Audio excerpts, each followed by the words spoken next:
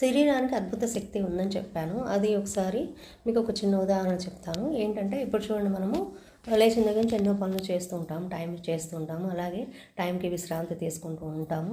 ఇలాంటివన్నీ కూడా ఏంటంటే మనం ఆలోచన పెట్టుకొని సరిగ్గా మన బాధ్యత నిర్వర్తించాలి కాబట్టి ఆలోచన పెట్టుకొని మనము చేస్తూ ఉంటాము. అయితే ఇంకొక విషయం ఏంటంటే ఇక్కడ ముఖ్యంగా గమనించాల్సింది, ఇవన్నీ బయట జరిగే పనులు మన ఆలోచనతో జరుగుతున్నాయి. అయితే ఇప్పుడు చూడండి, మీరు తిన్న ఆహారాన్ని ఎలా జీర్ణం చేస్తుంది, లోపల ప్రాణశక్తి అనేది ఎలా జీర్ణం చేస్తుంది, ఆ ప్రాణశక్తి ప్రవాహము శరీరం అంతటా ఎలా ప్రవహిస్తుంది, ఈ విషయాలన్నీ కూడా మన ఆలోచనతోటి జరగవు. అంటే మన ప్రమేయం లేకుండానే జరుగుతున్నాయి.